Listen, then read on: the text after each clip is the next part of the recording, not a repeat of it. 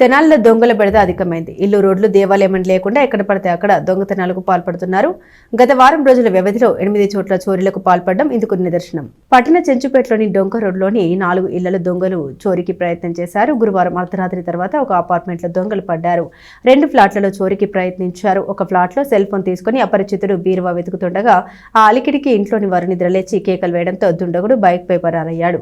అర్ధరాత్రి ఇంటి తలుపులు వేసుకోకుండా నిద్రిస్తున్న సమయంలో ఎవరో వ్యక్తి ఇంటికి వచ్చి అలమరాలు వెతుకుతుండగా అలికిడి రావడంతో మెలకువ వచ్చి అరవడంతో దుండగుడు పారిపోయే ప్రయత్నం చేశాడని, అతన్ని వెంటపడ్డ బైక్పై పరారయ్యాడని ఆ ఇంటి యజమానురాలు తెలిపారు. స్థానికుల సమాచారంతో 3 టౌన్ సీఐ సాంబశివరావు ఘటనా స్థలానికి చేరుకుని విచారణ చేపట్టారు. అంతకుముందు తెనాలి మండలం హాప్పేటలోని ఒక ఇంట్లో నగదు చోరీ జరిగింది. కొలకలూరు గ్రామంలోని శ్రీ అగస్తేశ్వర దేవాలయంలో హుండీ పగలగొట్టి నగదు చోరీ చేశారు. కొల్లిపుర గ్రామంలో కొంత బంగారం నగదు చోరీ చేశారు. గురువారం సాయంత్రం జేఎంజే కాలేజ్ ఎదురు కోపల్లి రోడ్లో ఒక మహిళ వాకింగ్ చేస్తుండగా గుర్తు తెలియని వ్యక్తి బైక్ పై వచ్చి మెడలో ఉన్న 2 సవర్ల బంగారపు తాడిని లాక్కుని పరారయ్యాడు. 3 టౌన్ సీఐ సాంబశివరావు మాట్లాడారు. రాబోయేది పండుగల రోజులు కాబట్టి ప్రజలందరూ అప్రమత్తంగా ఉండాలని అన్నారు. అర్ధరాత్రి నిద్రిస్తున్న సమయంలో ఇళ్లకు తాళాలు వేసుకోవాలని, ఎవరన్నా ఊరు వెళ్లేటప్పుడు పోలీసులకు సమాచారం అందించాలన్నారు. లక్షలు కోట్లు పెట్టి ఇల్లు కట్టించుకుంటారు కానీ ఒక సీసీ కెమెరా కూడా అమర్చుకోరని, ప్రజలందరూ తమ ఇళ్లకి సీసీ కెమెరాలు అమర్చుకోవాలని సూచించారు. కెమెరాల్ని చూసి దొంగలు చోరీకి పాల్పడే అవకాశాలు తక్కువగా ఉంటాయని, ఒకవేళ చోరీ చేసిన సీసీ కెమెరాలు రికార్డ్ అయిన దృశ్యాల ద్వారా పట్టుకోవడం సులభం అవుతుందని, మీ చుట్టుపక్కల ఎవరైనా అనుమానాస్పదంగా కనిపిస్తే తమకు సమాచారం అందించాలని కోరారు. అందరికీ నమస్కారం. ఈరోజు ఎర్లీ మార్నింగ్ మాకు రాబడినటువంటి సమాచారం మేరకు తెనాలి 3 టౌన్ పట్టణ పోలీస్ స్టేషన్ పరిధిలో ఉన్నటువంటి చెంచుపేటలో ఈ ఏరియా డొంక రోడ్ అంటారు. డొంక రోడ్లో రాత్రి ఒక దొంగ పట్టం, ఒక సెల్ ఫోన్ అఫెన్స్ చేసి సెల్ ఫోన్ టెఫ్ట్ చేసి వెళ్ళిపోవటం అనేది జరిగింది. ఆ హౌస్లో ఇన్మేట్స్ ఉంటే వాళ్ళు నిద్రపోతూ ఉంటేనే అంత ధైర్యం చేసి ఇంట్లోకి వచ్చి సెల్ ఫోన్ దొంగతనం చేసుకొని తీసుకుపోయి ఉన్నాడు. అదేవిధంగా ఇంకొక 2 హౌసెస్లో కూడా డోర్ ఓపెన్ చేసిన తర్వాత అవి స్టోర్ రూమ్స్గా గుర్తించేసి, ఒకటి కంప్లీట్గా ఖాళీ హౌస్, దాంట్లో ఎవరు లేరు, వస్తువులు కూడా లేవు.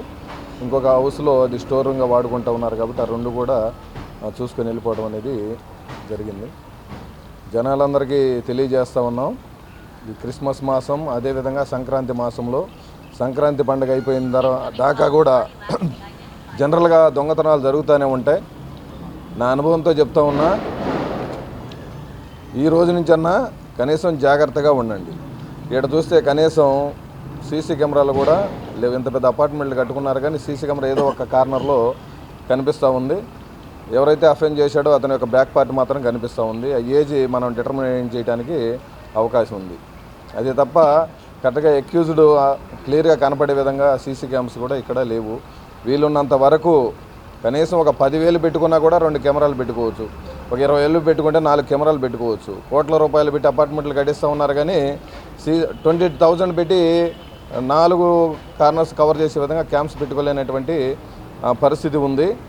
అఫెన్స్ చేసిన తర్వాత లక్షల రూపాయలు దొంగతనాలు జరిగేటువంటి అవకాశం కూడా ఉంటుంది. ఇది లక్కీలీ ఒక సెల్ ఫోన్ మాత్రమే పోయింది. ఇంట్లోకి కూడా వచ్చి నేరం చేస్తూ ఉన్నాడంటే ఒకవేళ రివోల్ట్ చేసే ప్రాణ ప్రమాదం కూడా జరిగేటువంటి అవకాశం కూడా లేకపోలేదు. అందువల్ల ప్రజలందరికీ తెలియజేస్తా ఉన్నాం, తప్పనిసరిగా మీ ఇంటికి ఒక 10,000 రూపాయలు పెట్టి ఒక 2 కెమెరాలు పెట్టుకుంటే ఏ నేరస్తుడు కూడా మీ ఇంట్లో రావడానికి సాహసం చేయడు. ముఖ్యంగా నమస్కారం అండి. రాత్రి మా ఇంట్లో దొంగ పడ్డాడు.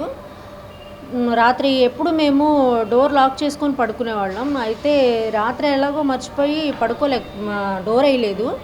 డోర్ వేయకపోతే ఆయన లోపలికి వచ్చి నా మెడని టచ్ చేసినప్పుడు బంగారం ఉందేమోనని, లేకపోయేసరికి తల దగ్గరే ఛార్జింగ్ పెట్టున్న నా ఫోన్ తీసుకున్నాడు.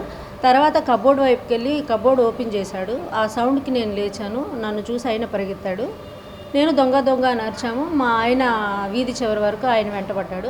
బండి వేసుకొని ఆయన